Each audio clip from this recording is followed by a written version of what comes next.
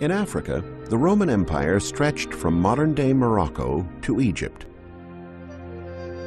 Verdant farming lands were located in Mauritania Tingitana, in what is now Morocco, Numidia and Mauritania Chassasorense, corresponding to present-day Algeria, and proconsular Africa in modern Tunisia. This ancient inscription was found in Mokhtar in Tunisia. It recounts the story of a life at that time. I was born into a poor family and lived by cultivating my fields from the day I was born. Neither my land nor I ever knew a moment's rest. Later, I left my village and worked for others for 12 years, sowing crops under the burning sun. Then I became the head of a team of harvesters and headed groups of farm laborers for 11 years. I saved enough money to become the owner of a house and a farm. Today, I live a life of comfort, and reaping the benefits of my way of life, I have also carved out a career in public administration. From a humble peasant, I have risen to become supreme magistrate. Men, learn to live an honest life. He who lives without cheating others merits to die covered in honors. The inscription became famous as a historical treatise of the period. It showed how one could rise up the social ladder and construct a fortune out of nothing. You only needed dreams and the energies to achieve them. In those days, there were millions of olive trees where now there are only desert sands. Olive oil was used in cooking, as a detergent, and as a toner while bathing. Olive oil was also used to provide fuel for lamps, which burned up huge quantities of it.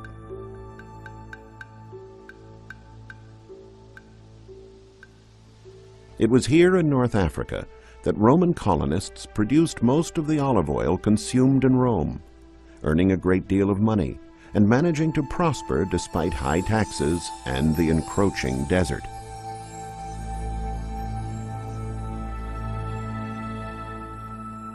Thermal baths and pools were built in great public complexes that varied in the level of luxury offered. 6 were found in the archaeological site of Banassa in Morocco.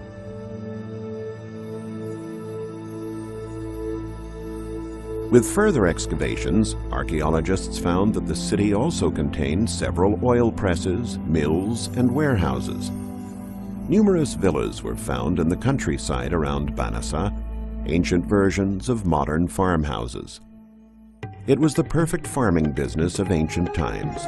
The farms produced the olives, the oil presses turned them into oil, and the oil was then sent off to the Italian markets.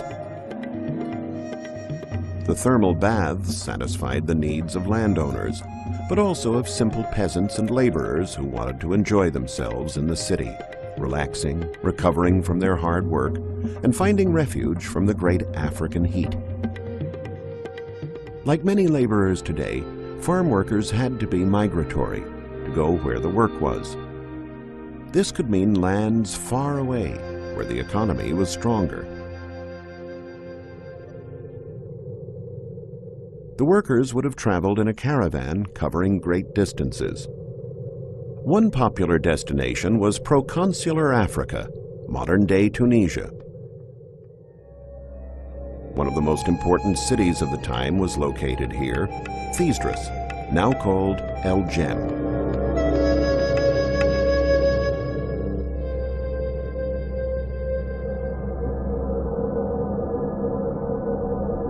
The houses here were built on a terrace system and whitewashed to reflect the rays of the sun, not unlike houses in the city today.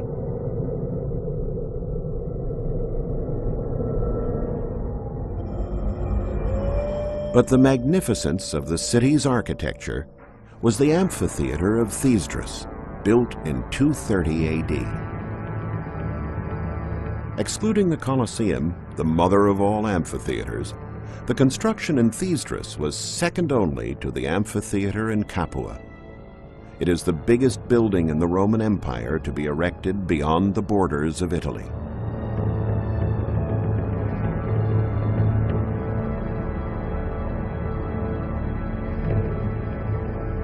The main axis measured 485 feet. The slightly shorter axis was 400 feet, forming an almost circular ellipsis. The internal arena covered an area of 213 feet by 128 feet. The amphitheater could seat 40,000 people, and the most frequent entertainment was gladiator contests.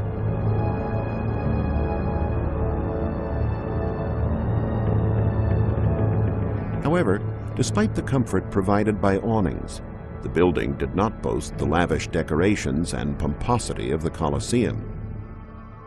The arches, though they rose up to a height of over 131 feet, do not have the breadth of the Roman Colosseum. They are narrower and therefore less visually impressive. This is due to the fact that the rather brittle local African stone was not strong enough to bear the weight of wider arches. This is why the amphitheater in Thysdrus rose up over 3 orders of austere arches, which were adorned with composite Corinthian columns. From an architectural point of view, this model breaks with the Italian design by its essentiality. There are fewer cornices and columns, and the facades are solid. Indeed, the African style is simply not as rich. On the other hand, African public works could not draw on Roman tax revenues. The governor of Africa, Gordianus, built this colossus in the 3rd century AD in what amounted to a direct challenge to Rome. He was actually encouraging a revolt against the exorbitant taxes imposed by Rome.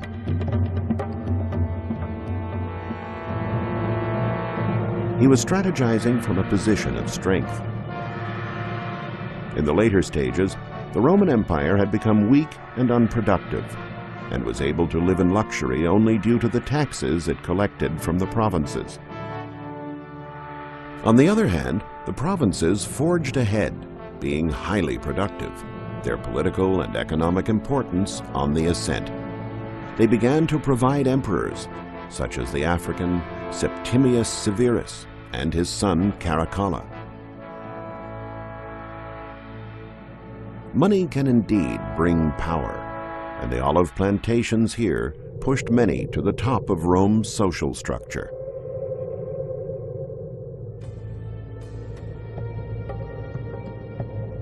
In another area of Tunisia, archaeologists brushed away the desert sands to discover once again an example of the importance of entertainment in ancient cultures. They found rows of steps, part of which were wide and comfortable, while others were shallower, with each category kept strictly separated from the other. Eventually, it became clear that they formed part of the theater of Bulla Regia, which dates back to the 2nd century AD. The wider and more comfortable steps were reserved for the wealthy and famous, while the common people were relegated to the narrow steps. Bulla Regia was a provincial city compared to the capital Thysdrus. Not surprisingly, its economy was heavily oriented in the olive trade. The abundant farmland around the city made it an attractive settlement for those wanting to make their money in agriculture.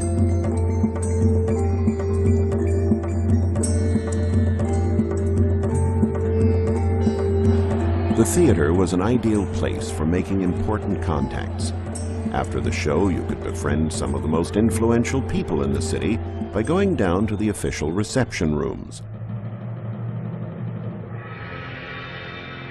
One puzzling factor for archaeologists was, why did a city with such a large theater have such a relatively small urban center with modest buildings? And where were the houses of the rich and the nobility?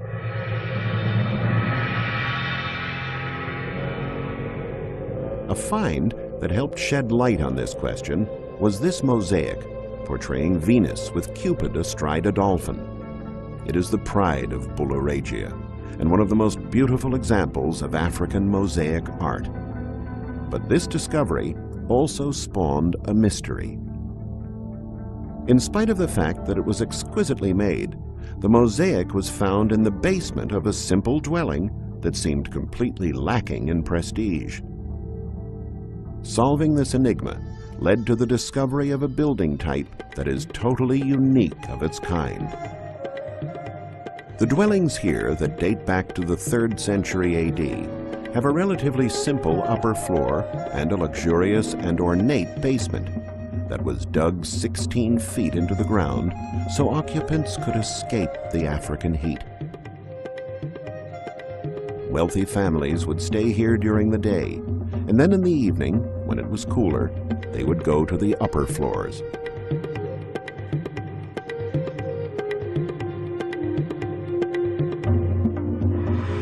This is an example of a typical residence dating from the Imperial Age, containing about 10 rooms and belonging, in all probability, to a senator who would have lived here with his family and numerous servants. The part of the house seen from the outside could be as large as 8,000 square feet, set around this peristyle, the largest colonnade in the house.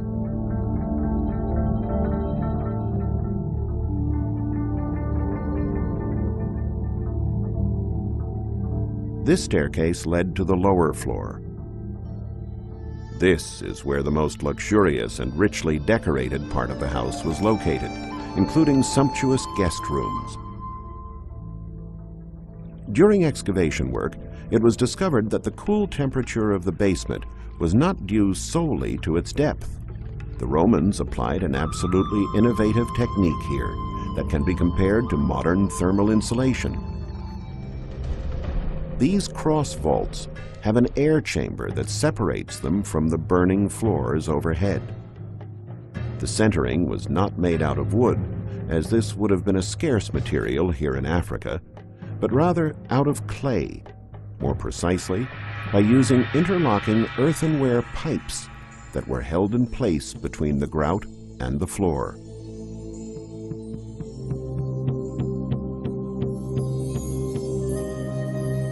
Since these grand, cool houses were looked upon as palatial refuges, the owners might invite prestigious guests to join them there in magnificent banquets, where they would seek support for some political measure they were backing.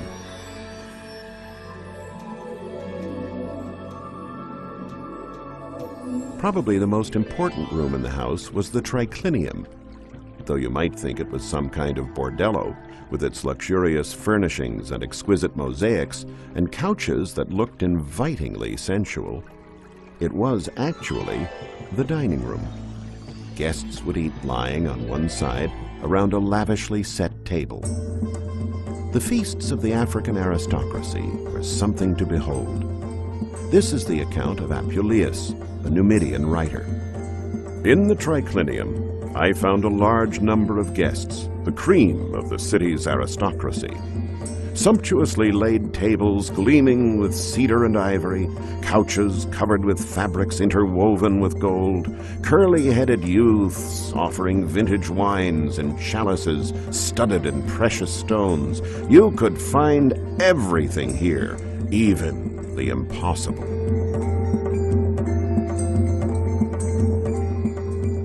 Uncovering fascinating facts of ancient civilizations is one of the marvelous rewards of being an archaeologist. There's a lot that we've discovered, and a lot more still to come. Archaeology does not concern itself only with monumental works such as temples, amphitheaters, and tombs. Ben Franklin coined the phrase, "Man is a tool-making animal." Archaeologists must go beyond the major constructions and analyze commonly used materials in order to give us the wealth of knowledge that we have today. Here is an oil press, a perfectly preserved millstone for oil that was unearthed in Volubilis, capital of ancient Mauritania, near present-day Morocco. Thanks to similar finds, Museums such as the Museum of Roman Civilization in Rome have been able to construct faithful reproductions of ancient tools and recreate long-lost trades. Along with writings from the era, archaeologists have been able to ascertain the importance of olive oil trade and marketing, and from there to see how oil brought money, and money brought power.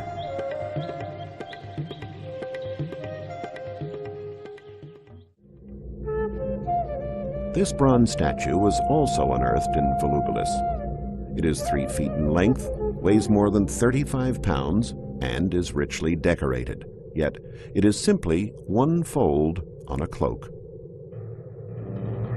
Archaeologists found it at the base of this monumental arch and linked it to one of the biggest bronze statues that ever existed, Emperor Caracalla riding on a chariot, which they knew was set on top of an arch in ancient times.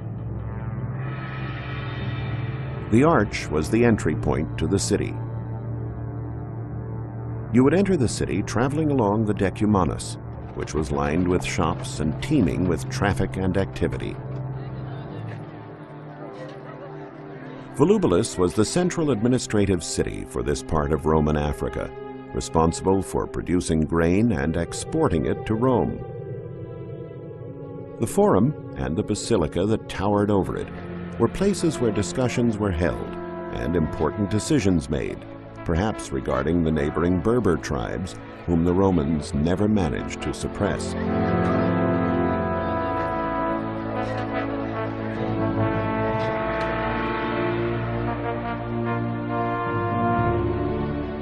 In the Forum was a beautiful temple that had been built to imitate the Capitol in Rome.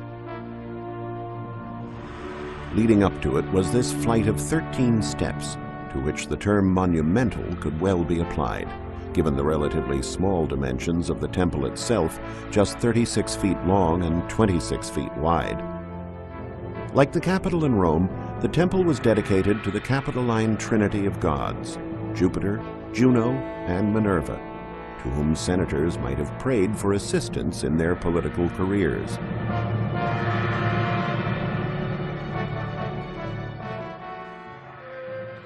Initially, it was the center of the city of Volubilis, with its well-preserved public buildings, that attracted the attention of archaeologists. Subsequently, however, the outlying areas were to yield some interesting finds.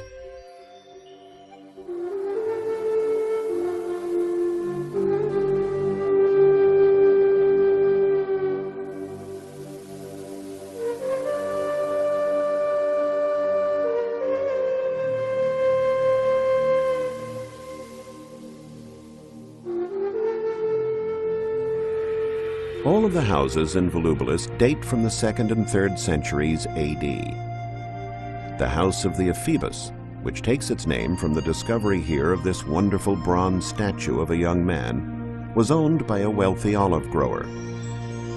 Here he would hold lavish parties and banquets, perhaps to promote his public image.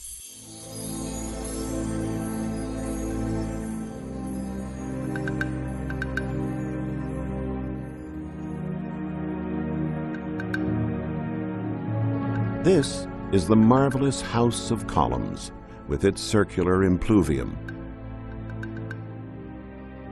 In this house, known as the House of Orpheus, we find a pool decorated with exquisite mosaics.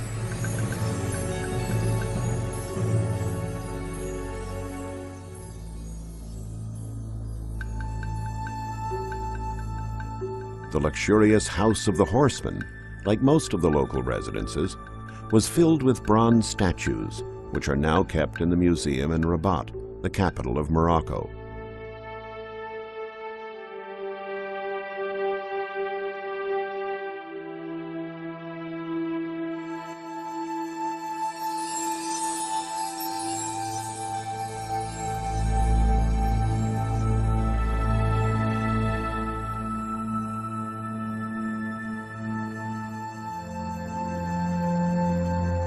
However, the most opulent and important house in the city was undoubtedly the House of Venus.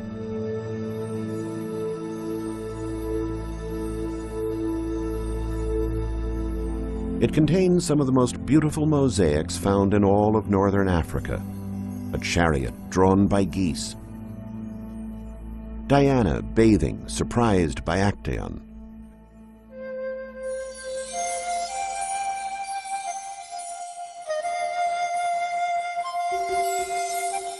And Bacchus and the Four Seasons.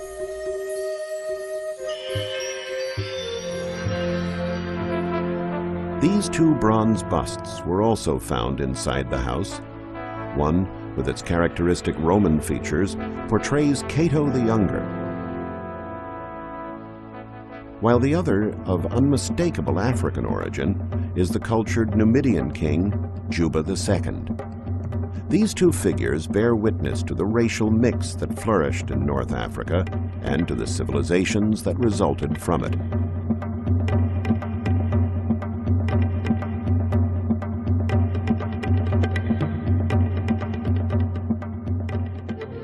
Perhaps more than any other city, Volubilis serves as one of the finest examples of Rome's integration of African lands.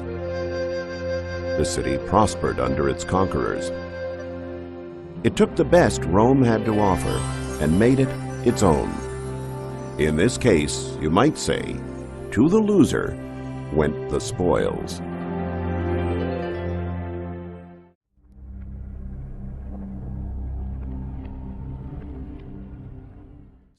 The Western Roman Empire in the 3rd century AD extended as far north as modern-day Great Britain. However, the richest and most politically important lands lay to the west and south, from Provence to Portugal, comprising such present-day cities as Orange, Arles, Nîmes, Tarragona, and Mérida. The Spanish and French provinces were connected to Rome via excellent roads, mountain passes through the Alps, and infrastructure for economic development, such as aqueducts. From Provence in southern France, and also from Spain, agricultural products like olive oil and preserved foods such as garum, a fish sauce widely used as a condiment, arrived in Rome. These countries, in turn, obtained gold and money from the Romans. Spain and France were also very active in metal mining. In the 1st century BC, the philosopher Posidonius Dapamea wrote, "When a forest burns in Spain, you see gold and silver bubbling from the ground." After using force to conquer territories, the Romans built cities modeled after Rome, and their allure was in large part due to impressive Roman feats of architecture and engineering. Peoples such as the Gauls and the Iberians, at first intimidated and in awe of the Romans' ingenious war machines, slowly became fascinated with what the Romans were capable of building. For decades, archaeologists studied Roman engineering to find out the secrets, unknown to most other nations at that time, by which the Romans were able to erect grandiose works with such stability, precision, practicality, and visual splendor, such as this incredible aqueduct. This is the Pont du Gard, one of the boldest structures of all Roman antiquity, built in the 1st century AD. The span over the river Gard, near Nîmes in Provence, is a full 157 feet high, over 900 feet long, and no mortar binds its stone arches. But what is even more amazing is the mystery of how ancient engineers could build an aqueduct that brought water to Nîmes from over 30 miles away with a drop of only 56 feet from its source. The secret lies in this leveling instrument called corrobite. It is a bench 20 feet long with plumb lines hung from it. When the plumb line is aligned with the guide mark, the top of the bench, corresponding to the water channel, is perfectly level. This means that the work has not been performed correctly. Hence, water will not flow, and the slope has to be increased. Conversely, if the plumb line is too far off the guide mark, it means there is too much slope, and adjustments are again necessary. To ensure that the aqueduct maintained its downhill slope all the way to its destination, the corrobite was used to maintain the minimum slope as the work progressed. When the bench leans forward and the plumb line is just a few degrees off the guide mark, the surface has the right slope to allow the water to flow. More than 5 million gallons of water flowed over the Pont de Garde every day to fill a reservoir in Nîmes known as the Castellum Divisorium, supplying the needs of both the Gallic and the Roman inhabitants. But why did they need so much water? To find out, let's examine traces of the past still surviving in the modern city of Nîmes. Historical records and relics, such as this coin found in Nîmes, tell us that the city was given as a gift in 31 BC to the veterans of Augustus' army as a reward for their victorious participation in the Egyptian campaign. This ancient inscription reveals that the walls of Nîmes, known as Nemauses in Roman times, were erected in 15 BC and extended from the gate for 4 miles to encircle the city. With a thickness of over 7 feet, the city walls enclosed an area of 540 acres, setting the stage for the birth of one of the largest provincial capitals in all of Roman Gaul. Archaeologists believe that only after the walls were erected did the city decide it needed water in order to survive and grow, and hence, about 40 years later, they built the aqueduct. The walls were punctuated with towers. 43 are known, but there must have been more than 80. One of these, the Tour Magna, built in Augustus' time, is 110 feet high and provides evidence that in that area there was an Augusteum, a sanctuary where the Emperor Augustus was worshipped as a divinity.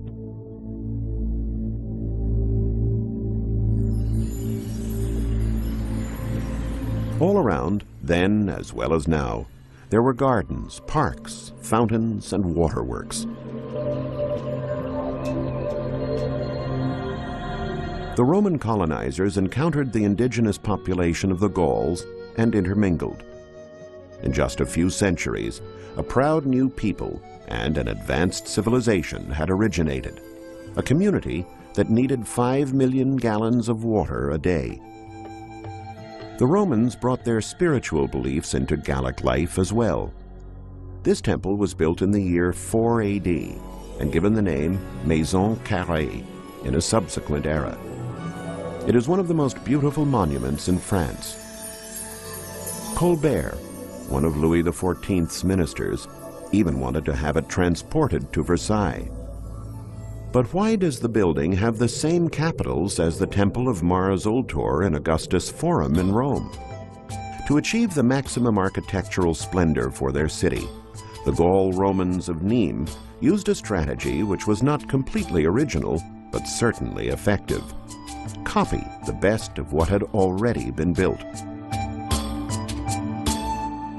This magnificent amphitheater, Les Arènes, now used for bullfights, is one of many examples. The structure comprises 2 orders of archways, punctuated by Doric capitals on both levels. Les Arènes seats 24,000 spectators in an oval 330 feet across and 430 feet long.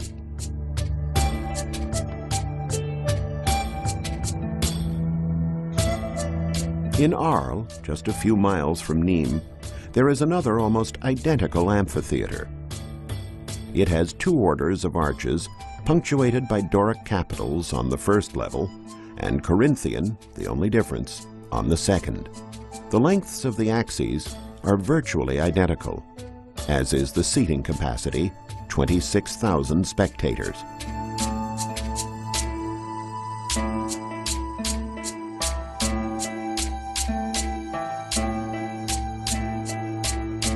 The towers, which today distinguish the Arles Arena from its cousin in Nîmes, are of a later period. They were added in the Middle Ages, when the amphitheater was used as a fort.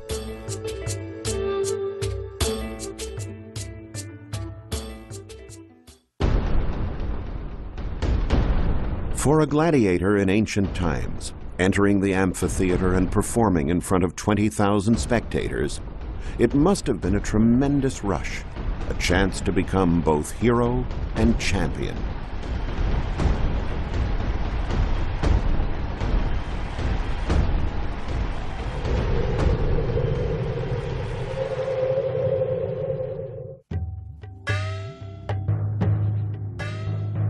In the city of Orange, depictions on this monumental arch puzzled archaeologists for ages. There were naked prisoners in chains, certainly Gauls, and images of a triumphant Rome. But why would the Romans have chosen to show the Gauls in such a suppressive state if they were trying to win them over to their way of life and make them one with their civilization? Who would have ordered such freezes? The first thing archaeologists did to resolve the mystery was to try to determine the historic occasion for the construction of this triumphal arch.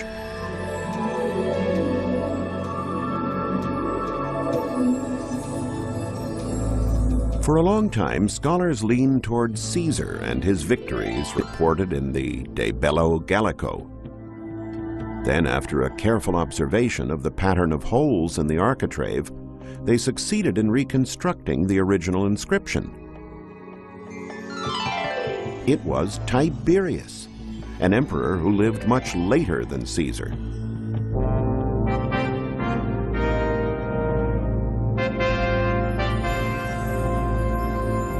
Tiberius, though knowing all too well that the Romans and the Gauls were becoming a single people, wanted to send a warning to the indigenous population, reminding them of Rome's power and greatness.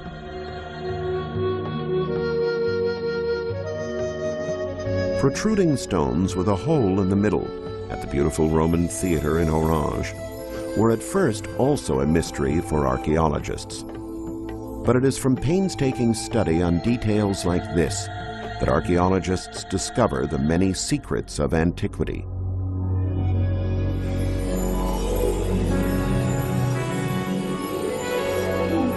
In this case, the research shed light on the comforts of Roman theaters. The perforated slabs are called modillions, and they supported wooden posts holding up a velarium. Just think, the best Roman theaters were equipped with a tent, roofing that protected the spectators from the sun and rain. In cities that did not have an amphitheater, the theaters were sometimes used for gladiatorial combat, adding real-life drama to what was normally just intellectual entertainment.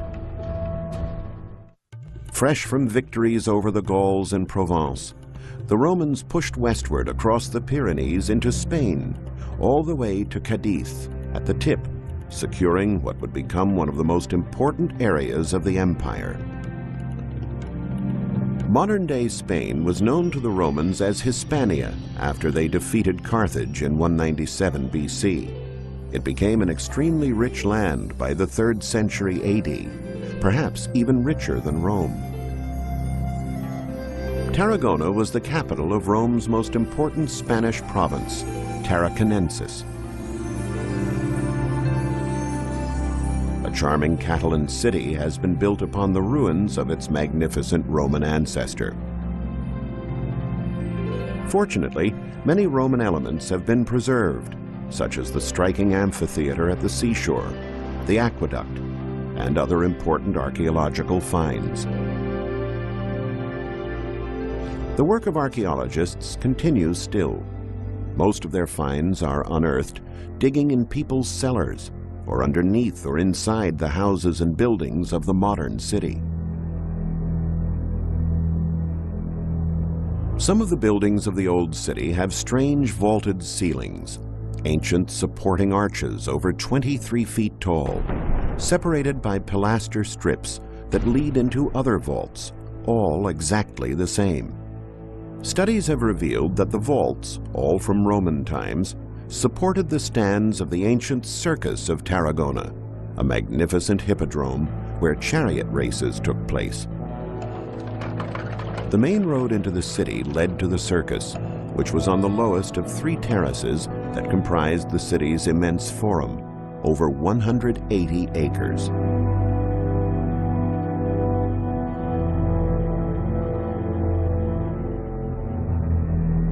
After years of research, archaeologists were able to establish both the layout of the Forum of Tarragona along with the circus.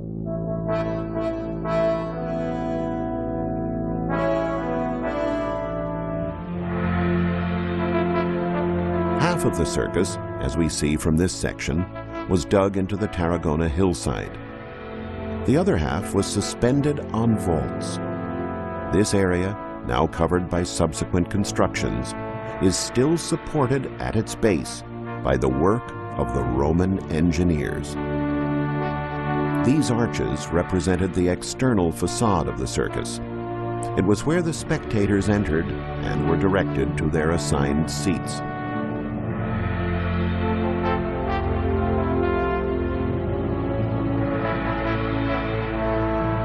You might hear the sounds of the races already in progress as you entered. Chariot races were exciting contests of strength and stamina, mentioned as far back as Homer's Iliad, almost 1,000 years before Christ.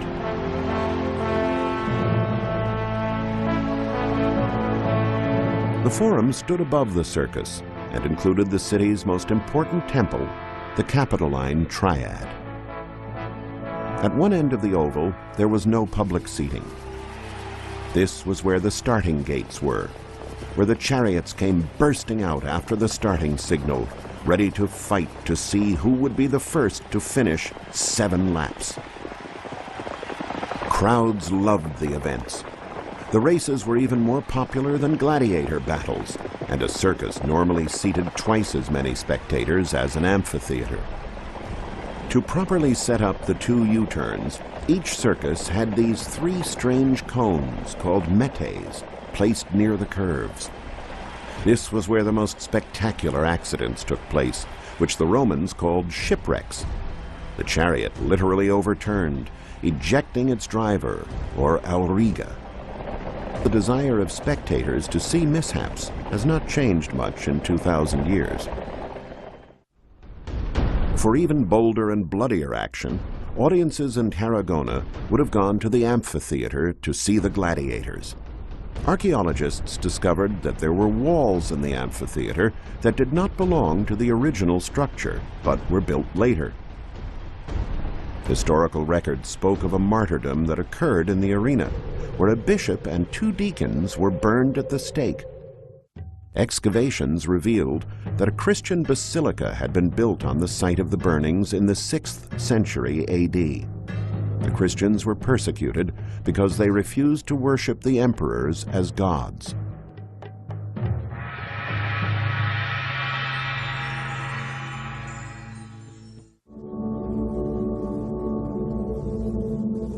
In Hispania, Roman culture found fertile soil and produced rich and flourishing cities, which in turn gave birth to illustrious philosophers such as Seneca and also great emperors like Trajan and his successor Hadrian, under whom the Roman Empire witnessed its greatest expansion.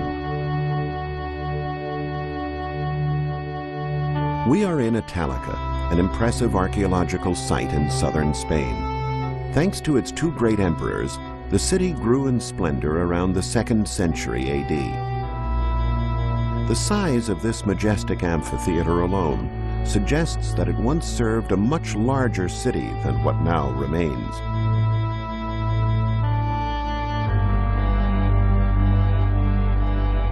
The subsequent Arab invasions and occupation, lasting more than 600 years, favored nearby Seville and left the beautiful Italica in abandonment. Gladiators, former slaves, criminals, prisoners of war, or even volunteer freedmen would travel hundreds, sometimes thousands of miles to fight in these big arenas, many times to the death. These grandiose events were offered as entertainment in exchange for political support from the audiences. In Meretha, a signature inscribed on a statue tells us the name of its sculptor, Demetrius.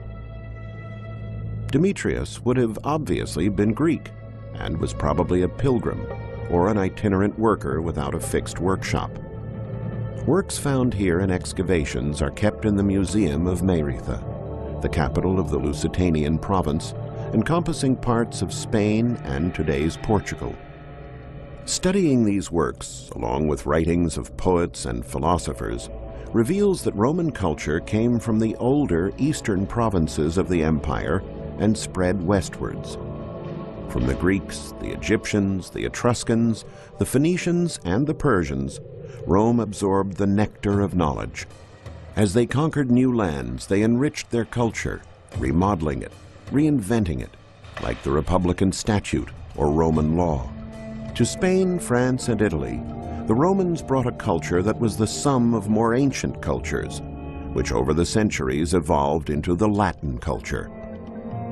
The name of the city of Meretha, for the Romans, Emerita Augusta, derives from the worthy Roman soldiers who defeated the proud local populations. The city's symbol, a 105-foot-high aqueduct with 3 arches called Los Milagros, is a wonderful example of the Romanization of the area.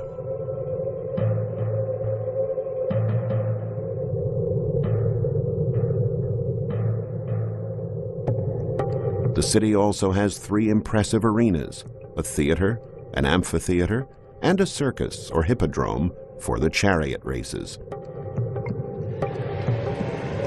Sometimes 3-day events were organized in Meretha, elimination tournaments with no holds barred.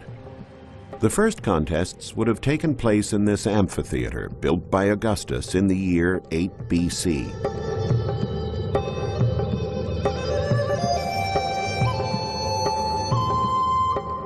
The second round would have occurred in this circus, while the final encounter of the last 2 surviving gladiators would be held in this monumental, well-preserved 1st century BC theater, decorated by 2 orders of Corinthian columns. If a gladiator was victorious in all 3 arenas, he would have been cheered and hailed by the crowds and the royalty as a conquering hero, and given the most important and sought-after award, a wooden sword, the symbol of freedom. Having won his freedom, a gladiator would not have to return to perhaps his cold and barbarian homeland, but could spend his life in this inviting, warm city, at the western edge of the world as it was then known. A gladiator could live free in the great Roman Empire, an empire that had made him a slave, but allowed him to become a hero and a free man.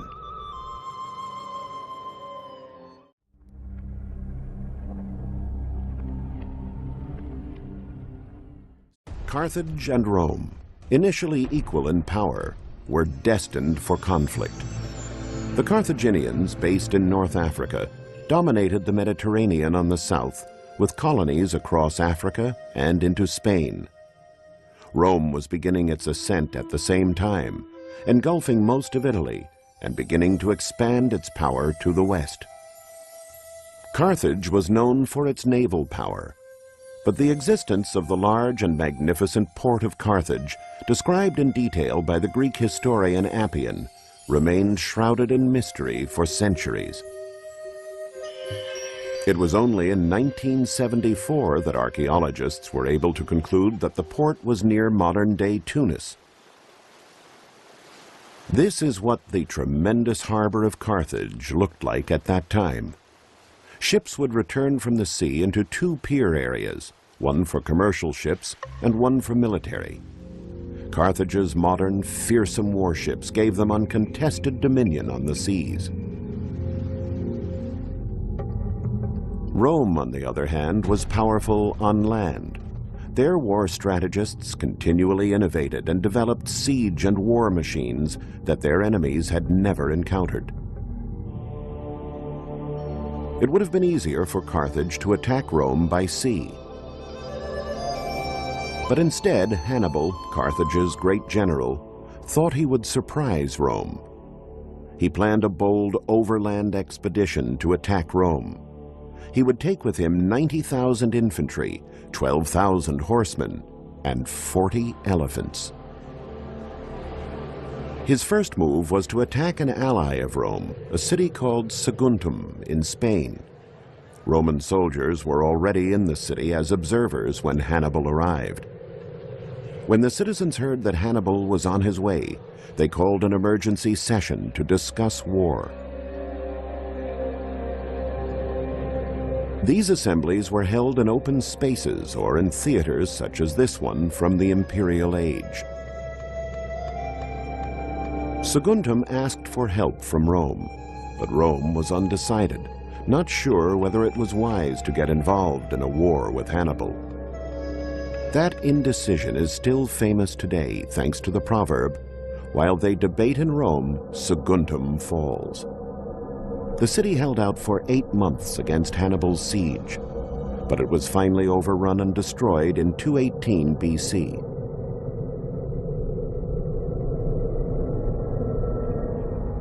The Carthaginians took the surviving citizens of the city and sold them as slaves, a habit the Romans practiced as well. But the Roman soldiers who were there, they took along as hostages. When archaeologists started excavating in the Carthaginian region, from northern Africa to Spain and Sardinia, they found a great quantity of objects. Some decorative, such as these colorful glass pieces, and jewelry like this, and others whose meaning was unclear. It took archaeologists years of work and hundreds of comparisons to objects of various sites to figure out that they were almost all amulets or good luck charms. To ward off evil, there were the smirking masks. While to protect against snake bite or scorpion stings, big dangers in northern Africa, there was the path pateko. The hands of these statuettes try to indicate to the gods the position of the pain. Carthaginian art was thus strongly tied to magic, as well as being in great demand throughout the Mediterranean. Statues, busts, and friezes tell the tale of heroic or mythological journeys. In the Roman cities, great quantities of art objects adorned the houses and were found everywhere on the streets. Some were copies of Greek masterpieces, but most portrayed Roman subjects. What were they for? Were they purely for aesthetics, or were they commemorating some event? Actually, the Romans loved art and used it widely in their rich and luxurious homes. But along the roads and in public spaces, the intention was not aesthetic, but political. Researchers discovered that the various sculptures and depictions were used to spread political and civil agendas, or to magnify Roman conquests. They were also used as propaganda for the family or political party that financed the works. The Romans were the first to understand the power of images to influence public opinion. As the Romans and Carthaginians met on the battlefield and interacted with each other, the art and culture of the different civilizations became intriguing to both. Although enemies, the two empires thirsted for knowledge of the other.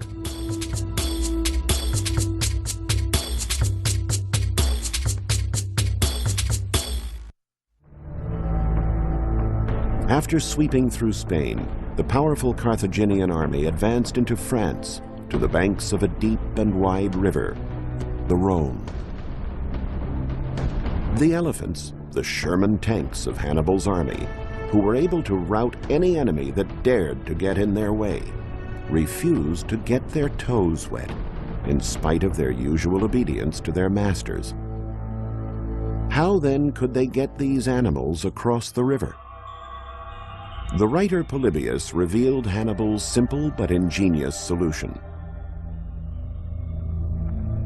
Hannibal built a floating pier of rafts anchored at one end to large boats and at the other to strong trees.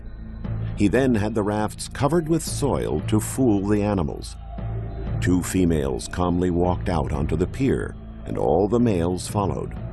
When all the elephants were afloat, Hannibal had the moorings cut, so the rafts started moving toward the other side. The elephants were filled with fear as they saw the bank receding, but soon quieted down and made it across. Hannibal was on his way to Rome. But one major obstacle stood in his way: the Alps. Getting through the Alps was an enterprise no one had ever attempted. Along the way, amidst blistering snowstorms and dangerous precipices that dropped thousands of feet, Hannibal lost half of his army and half of his animals. But he did it. Arriving on the other side, he took the Romans completely by surprise. The Carthaginian army scored victories on the Ticino and Trebia rivers, at Lake Trasimeno, and lastly at Cannae. Many Italian cities betrayed Rome to ally themselves with Hannibal, including Capua. The unbroken string of battles won by the Carthaginians brought the army all the way to the south of Rome, and here, knowing he was master of the house, Hannibal indulged in a nice long rest.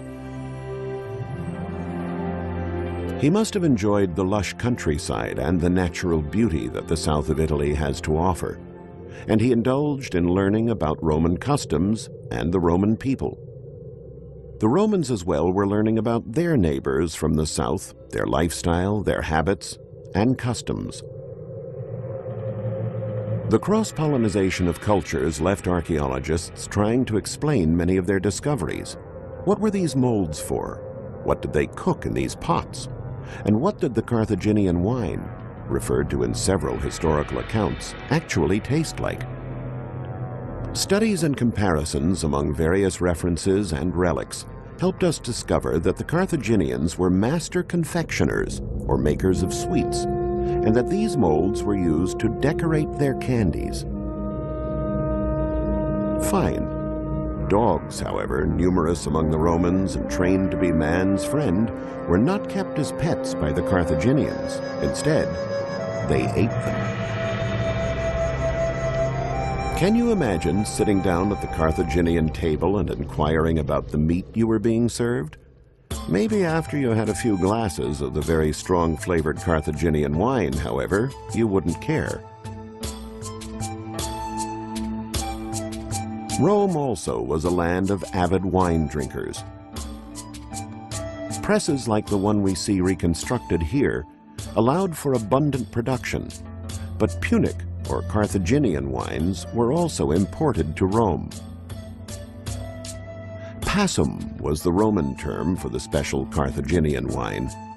Wine made from dried grapes, the passito, that is still among Italy's most famous wines, was introduced to the region by the Carthaginians.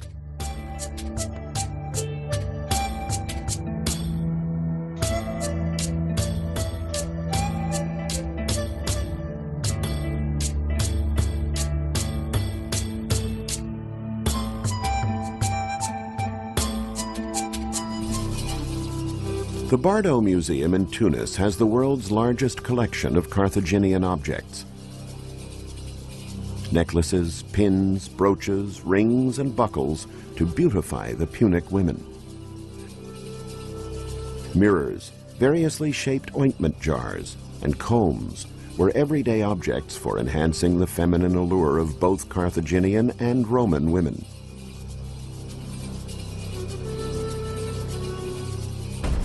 After a long rest, it was time for Hannibal to pick up his weapons again. Rome, feeling safe within its walls, waited. Hannibal wanted to show the Romans that he could reach their gates without difficulty, and he did. He set up camp at the doors to the Eternal City, waiting for some sign from destiny. If Hannibal had entered Rome, he would have seen the people offering sacrifices before the temple of Jupiter Capitolinus on the Capitoline Hill. This is how it probably looked in all its ancient splendor.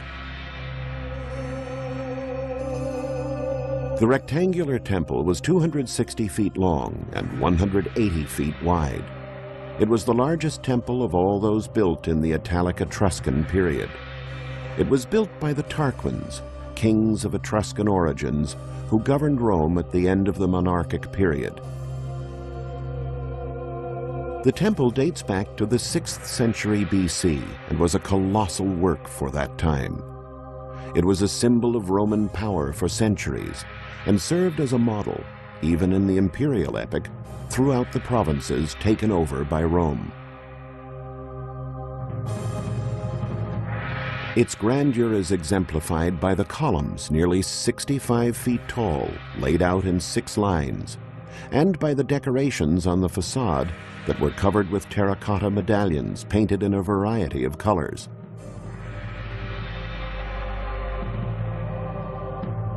On the Capitoline Hill, the Romans held their most important ceremonies, such as the Comitia Tributa, meetings during which the plebeians or people of Rome elected their representatives.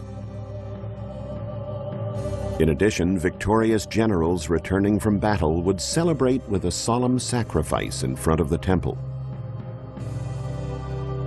And lastly, it was here that every year on the 1st of January, the consuls, the supreme magistrates of the Roman Republic, were appointed. They ran the state and had full powers and control over the army, but held office for only 12 months, almost like king for a year.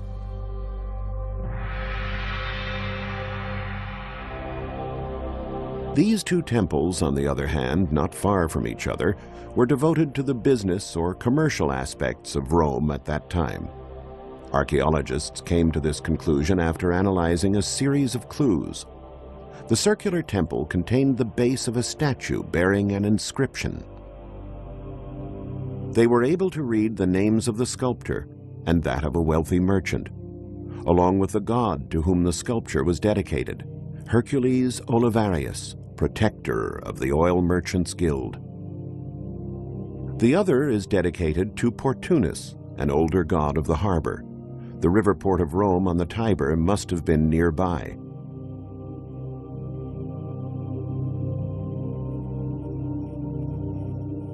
Outside the city, Hannibal stared at walls protecting the city that looked more difficult to overcome than the Alps. These walls date to the 4th century BC and are called the Servian walls. They were built using the top edge technique, whereby one stone is set on its side and the next one on its edge. This system allowed them to construct a wall over 30 feet high and 13 feet thick. Stretching almost 7 miles, the walls enclosed an area of over 1,000 acres. The Romans felt they needed them that strong after a bad experience with the Gauls, who had made it into the city. These walls gave the Romans a sense of security, and they didn't seem terribly concerned about Hannibal's presence.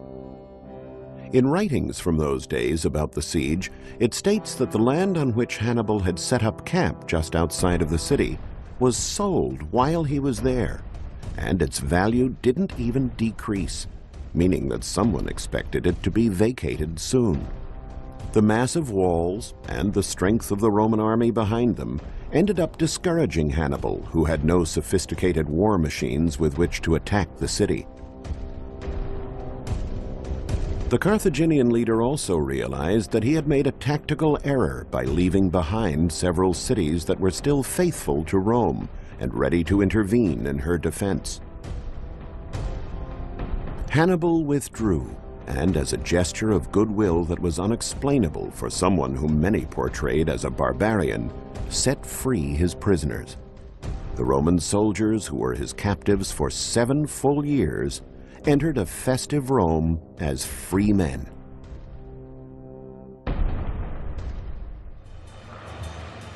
Hannibal remained in Italy for quite some time until Carthage itself was threatened by a Roman general, Africanus Scipio. Hannibal left to defend Carthage, and at Zama, near Carthage, lacking cavalry, he was defeated decisively by Scipio. Hannibal fled to the court of King Antiochus III of Syria, and Rome imposed extremely harsh peace conditions on the Carthaginians. The fame of the great leader and the hope of finding his traces drove archaeologists to dig at the hill of Byrsa. Historians and legend maintained that a city was founded there, and it was there that the only remaining Punic settlement was discovered. Archaeologists call this place Hannibal's Quarters. And it would have looked like this.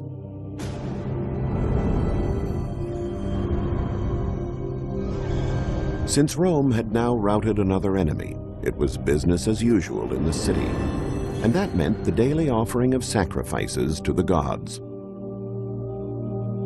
Religious functions were held in front of temples containing statues portraying the gods. This huge temple was divided into 3 separate areas called cellas, each one devoted to a particular divinity. The most important and grandiose was dedicated to the king of the Roman Olympus, Jupiter. Because of his supreme position, his cella was in the middle, and his portal was larger than the others. The 2 cellas on either side had lower and narrower portals, indicating to worshippers that they housed lesser gods.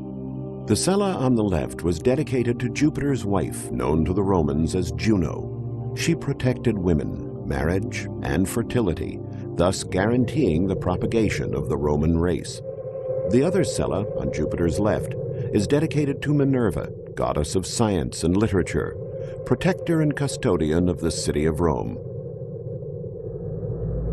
The 3 gods were the most widely worshipped in the Roman Olympus, and, thanks to the practical spirit that characterized the Romans even when it came to religion, they were all gathered in one place.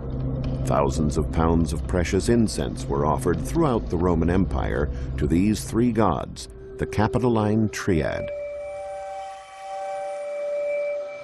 On the other side of the Mediterranean, in Carthage, the Punic religion encompassed more intimate and mysterious aspects. The Carthaginian gods, more than being human-like figures, represented mysterious forces that were invigorated when nourished by the sacrifice of living blood. In 1921, during a clandestine dig, a tomb raider found this stone slab, or stele. It portrays a priest with a child in his arms.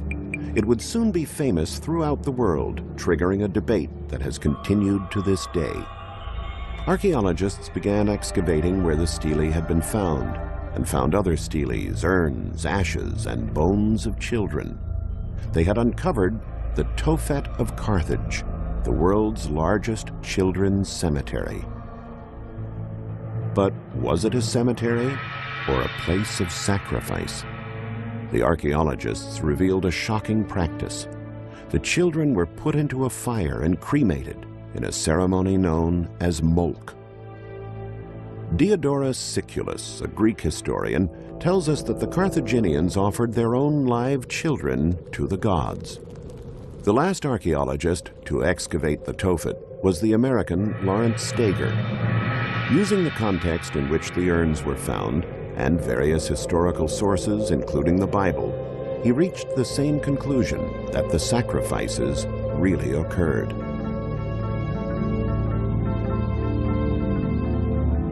But the preeminent scholar of the Punic world, Sabatino Moscati, is of a different opinion. He believes the Tophet is merely a cemetery for children. His thinking is based on the absence of children's graves in other cemeteries in the ancient cities.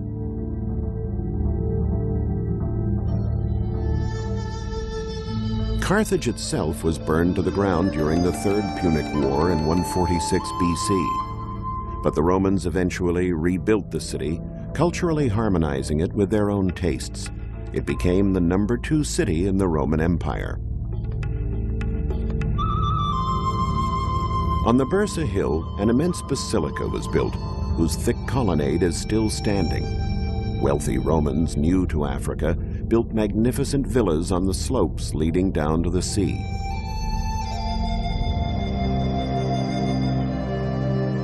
This villa, called the Aviary for the bird motif mosaic that paves its courtyard, is one of the most sumptuous. The reception hall is paved in marble, and it includes a garden theater, complete with stage and stalls. The Romans brought their architecture to Carthage, along with their games, their art, and their elegant lifestyle that today still shines with a rare beauty. The Carthaginian civilization, 1,000 years older than Rome, more or less disappeared into the history books, though a few traces can still be found throughout the Mediterranean basin. It was the Romans, however, who emerged victorious and passed their culture on to posterity.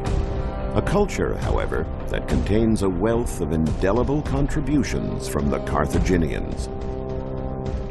Little did Hannibal know that his legacy was to help in this cross-cultural exchange.